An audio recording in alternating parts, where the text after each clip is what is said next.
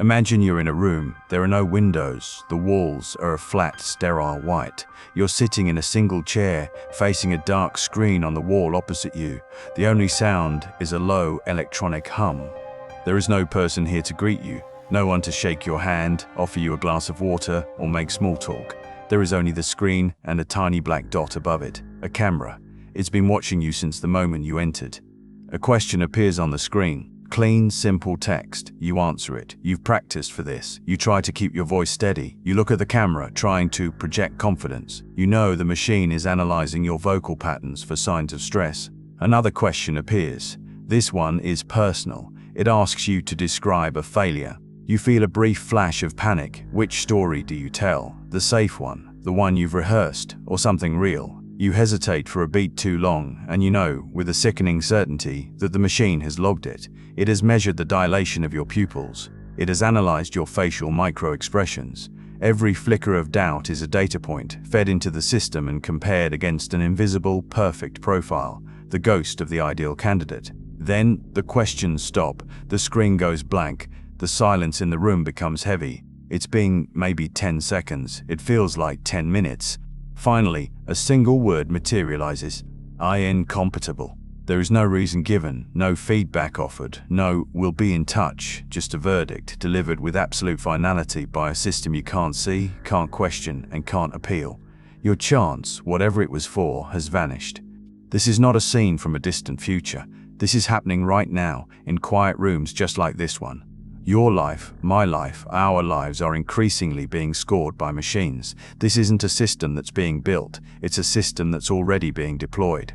And that vague, unsettling feeling you get when you're forced to interact with an automated phone menu or a chatbot, that feeling of being misunderstood, of being powerless, it has a name. It's AI anxiety. It is the defining, creeping dread of the modern world, the knowledge that your fate can be sealed by a line of code you will never be allowed to read. It's easy to dismiss this as a problem for Silicon Valley engineers or Wall Street bankers. It's not. This technology is quietly becoming the gatekeeper for everything.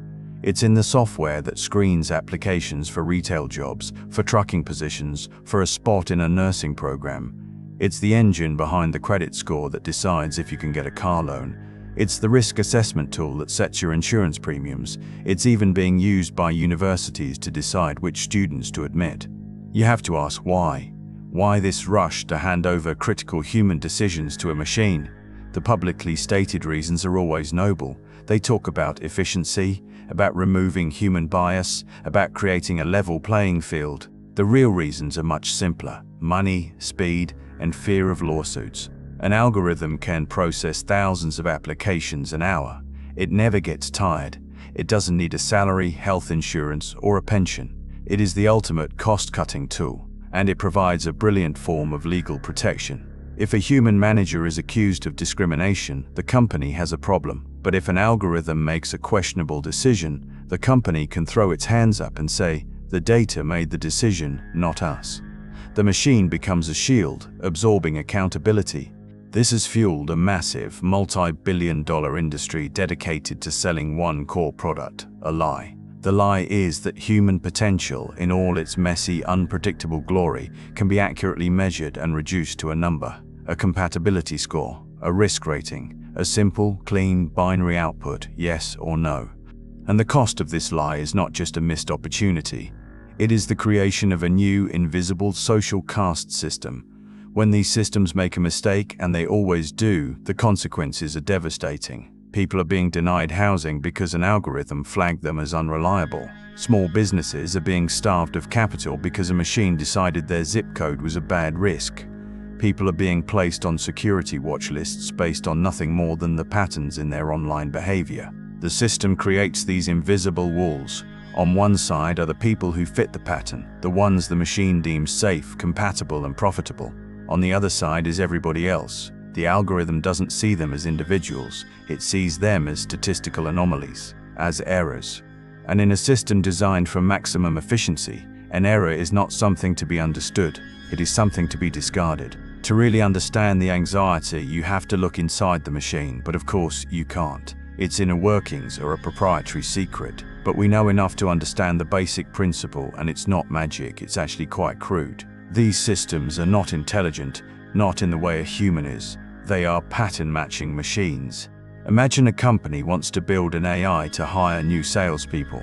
They feed it all their existing data, the resumes of everyone they've ever hired, their annual performance reviews, their sales numbers, even recordings of their interview conversations. The AI sifts through this mountain of information and builds a statistical model of what a successful employee looks like. It isn't thinking, it's just identifying correlations. Maybe it discovers that 90% of their top performers played a varsity sport in college. Maybe it finds that they tend to use certain action verbs on their resumes. Maybe it correlates success with graduating from one of 5 specific universities. From that point on, when you submit your application, the AI isn't assessing your unique skills or potential. It is simply measuring how closely you match that pre-existing pattern. It doesn't know what makes a good employee, it only knows what looked like a good employee in the past. You can see the fundamental flaw. This process is an engine for generating conformity. It doesn't eliminate bias, it launders it. It takes all the existing, subtle, and sometimes unconscious biases of an organization and hard codes them into a system that is then presented as impartial and objective. The old hiring manager's preference for people who look and sound just like him is now reborn as a data-driven scientific conclusion.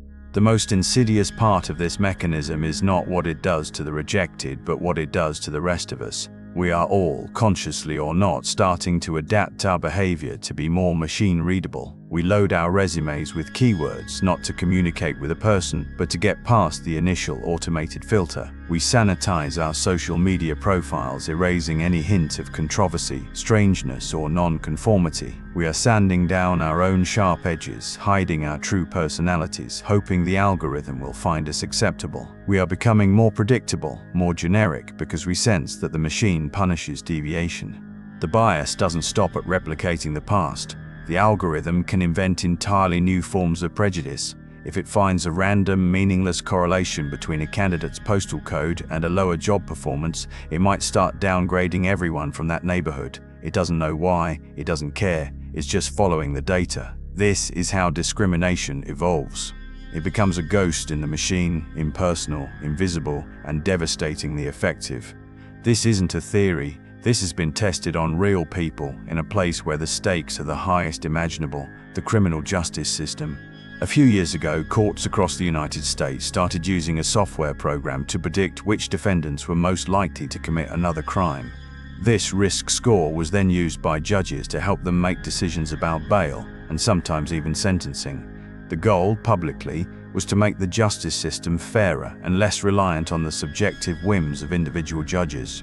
An investigative team decided to check the algorithm's work. They looked at the risk scores assigned to thousands of people arrested in one county in Florida, and then they tracked what those people actually did over the next 2 years. The results were shocking.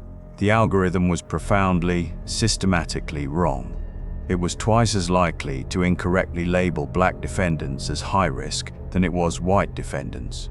Time and again, black people who would go on to commit no new crimes were flagged as future criminals, while white defendants who would go on to commit serious offenses were labeled as low risk. The report highlighted 2 people. A black teenager named Brisha Borden, who had been arrested for a misdemeanor, was rated by the algorithm as a high risk for future crime. A 41-year-old white man named Vernon Prater, who had been arrested for shoplifting and had a record that included armed robbery, was rated as a low risk. 2 years later, Brisha Borden had not reoffended. Vernon Prater was in prison for a new grand theft. The machine's prediction was not just wrong, it was the exact opposite of the truth. And this was not an isolated glitch, it was the pattern. The uncomfortable truth is that the system's real purpose was likely never pure justice. It was about managing a bureaucracy. Courts are overloaded, judges are under immense pressure to make fast decisions. This software gave them a number, a simple score that looked scientific and objective. It provided a justification. It was a tool for processing human lives with maximum efficiency. So when this tool fails, who is held responsible? The tech company that built the software claims its algorithm is a trade secret and that it is not biased. The courts that use the software say it's just one tool among many. The judge can claim their decision wasn't solely based on the score. Accountability evaporates. The system is perfectly designed to diffuse responsibility until it disappears entirely. The ruined life is a personal tragedy, but for the system, it is merely a data error in an otherwise efficient process. But wait, isn't all of this, even with its flaws, better than the alternative? The counter-argument is powerful because it feels like common sense. It goes like this: let's be honest. Humans are deeply biased. We're racist, we're sexist, we're irrational. A hiring manager who had a bad morning, a loan officer with an unconscious prejudice, a judge who is tired and hungry. These people are the real problem. A machine doesn't have biases, it doesn't have feelings, it just looks at the facts. An algorithm is our best hope for finally creating a system based on actual merit. It's an appealing vision, a world free from messy human judgment, but it's built on a fundamental misunderstanding. This technology does not replace flawed human bias with perfect, neutral objectivity. It replaces messy, visible, and accountable human bias with clean, invisible, and unaccountable algorithmic bias. You can argue with a person, you can reason with them, you can appeal their decision, you can look them in the eye. A bias manager can be trained, disciplined, or fired. What can you do about a biased algorithm? You can't see it, you don't know its rules. Its decision arrives like a judgment from an invisible God, and there is often no path of appeal. It doesn't solve the problem of bias, it just makes the problem harder to see and impossible to fight. And this reveals a much deeper danger. Let's imagine, for a moment, that we could create a perfectly fair, unbiased algorithm. Even that would be a catastrophe. A society that outsources its most important judgments to machines is a society that will inevitably begin to value only what machines can measure. Algorithms are good at counting things: clicks, keywords, test scores, hours worked, profits generated. They are very bad at measuring things like integrity, courage, compassion, creativity, or wisdom. Because these essential human qualities can't be easily quantified, they are ignored by the system. They become worthless in the final calculation.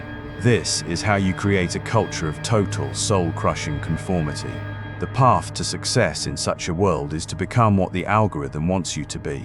It rewards predictability, it punishes dissent, it filters out the strange, the brilliant, the iconoclastic. The very people who drive innovation and push society forward are the outliers. And a system built on pattern matching is, by its very definition, a system designed to eliminate outliers. The ultimate result isn't fairness, it's a bland, homogeneous, and stagnant world, perfectly optimized and utterly inhuman. So, you find yourself in this new reality. What can you possibly do? It feels overwhelming. It feels like the system is too big, too opaque, too powerful to change. To feel powerless is not the same as being helpless. The first step is a change in mindset. We have to stop treating these systems as authorities.